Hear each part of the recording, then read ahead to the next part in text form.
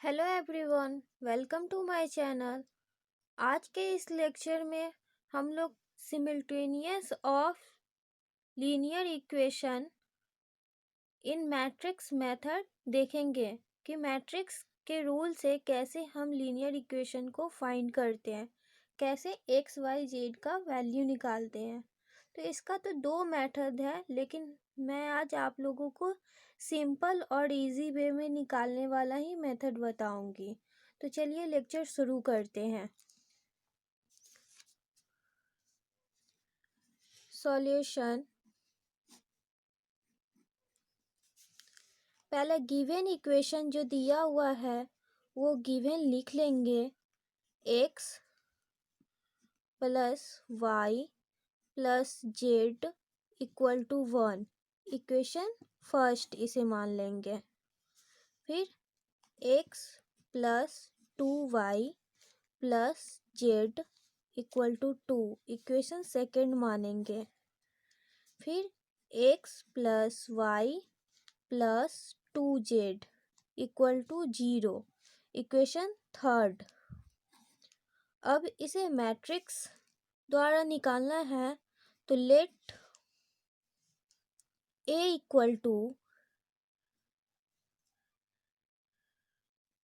Dependent coefficient जो X Y Z में multiply coefficient है वो हमारा A इक्वल टू मैट्रिक्स हो जाएगा। जैसे x है तो यहाँ पे कुछ नहीं है तो 1 है, तो यहाँ 1 हो जाएगा। यहाँ y की जगह पे कुछ नहीं है तो 1 है, यहाँ 1 होगा। फिर यहाँ भी 1 होगा। फिर यहाँ भी x में कुछ नहीं है तो 1 है, यहाँ 2 है, यहाँ 1 है, यहाँ भी 1 है, 1 2। फिर capital X equal to dependent variable क्या हो जाएगा, X Y Z, and capital V equal to independent variable 1 2 0। तो हमारा ये हो गया। अब हम इन्वर्स निकालने के लिए इसका फॉर्मूला होता है x इक्वल टू, जब भी x का वैल्यू निकालना है तो कैसे निकालेंगे। नाउ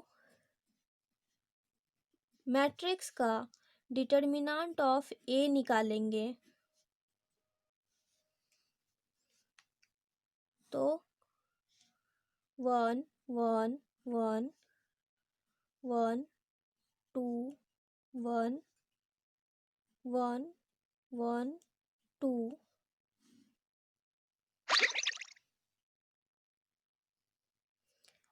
इक्वल टू 1 होगा। इसको और इसको छोड़ेंगे, 2 इंटू 2 4, 1 इंटू 1 -1 -1, इसको छोड़ेंगे, इसको छोड़ेंगे, 1 इंटू 2 2, 1 इंटू 1 -1 प्लस 1, इसको छोड़ेंगे, इसको छोड़ेंगे, 1 -2, तो इक्वल टू आ जाएगा 3 2 -1 -1 1 -2 -1 equal to 1 equal to 1।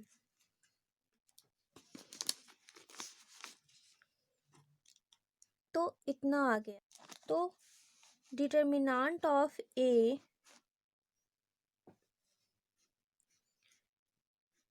Equal to not 0, तो hence A inverse exist.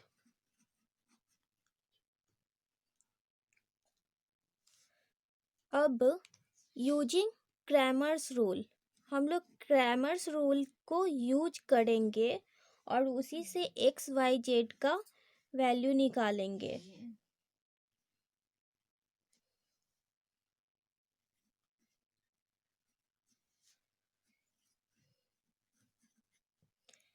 Cramer's rule, using Cramer's rule. तो क्रैमर्स रूल को यूज करने के लिए x लिखेंगे बाय डिटर्मिनेंट ऑफ ए। ये हमारा इक्वेशन है। तो जहाँ जहाँ मैट्रिक्स में x का मैट्रिक्स छोड़कर v का मैट्रिक्स लिखेंगे, यहाँ पे हो जाएगा 1 2 0।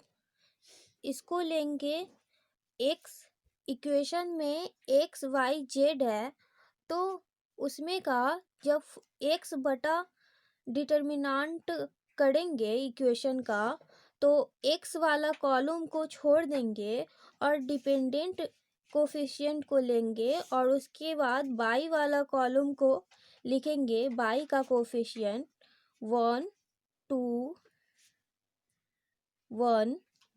फिर z का कोफिशिएंट लिखेंगे 1 1 2 इक्वल टू y लिखेंगे। अब y का कोफिशिएंट छोड़ देंगे और x का कोफिशिएंट लिखेंगे 1 1 1, और y का छोड़ेंगे तो y के जगह पे b का लिखेंगे 1 2 0, और फिर z का लेंगे 1 1 2। फिर z का निकालना है तो z बटा x का कोफिशिएंट लिखेंगे, x इक्वेशन का कोफिशिएंट 1 1 1। फिर y का लिखेंगे 1 2 1। फिर z का छोड़ देंगे, z का कोफिशिएंट छोड़ देंगे और इसके जगह पे इंडिपेंडेंट कोफिशिएंट को लिखेंगे 1 2 0,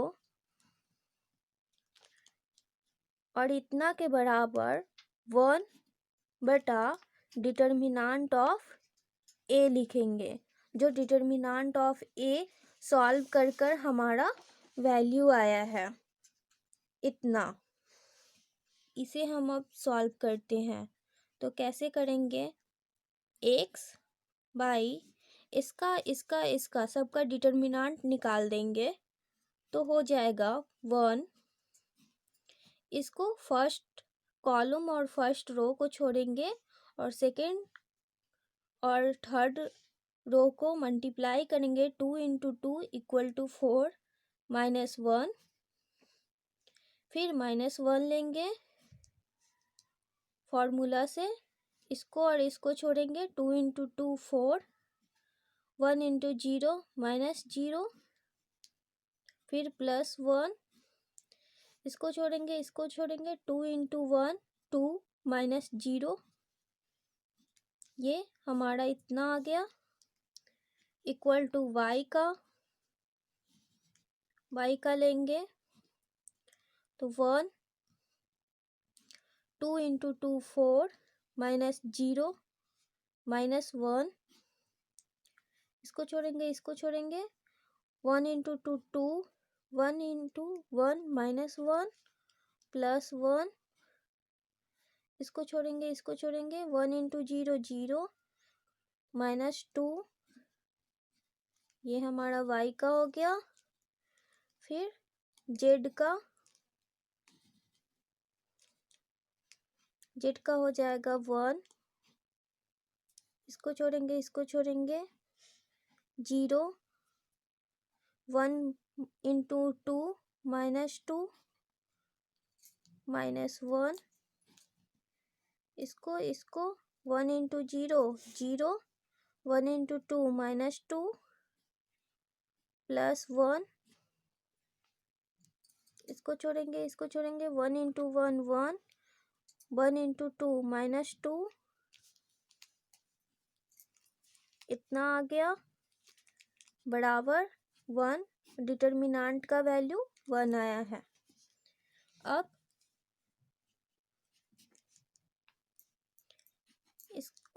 इसका कैलकुलेशन करेंगे तो 4 में से 1 गया 3, 4 minus 0 minus 4 plus 2 equal to y 4 minus 1 minus 2 equal to z y minus 2 plus 2 minus 1 equal to 1/1। तो हमारा इतना आ गया। अब यहाँ x y 3 माइनस 4 प्लस 2, तो 3 2 5 minus 4 equal to 1 equal to into 1 y बटा 4 माइनस 1 माइनस 2, तो 1 हो जाएगा इक्वल टू z बटा माइनस 2 प्लस 2 कैंसिल हो जाएगा, माइनस 1 बच जाएगा equal to 1/1।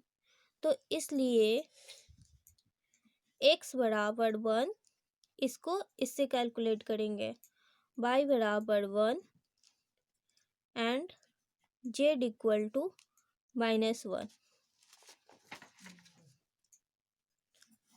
Answer.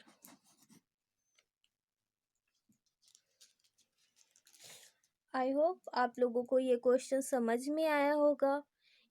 Thank you for watching this video.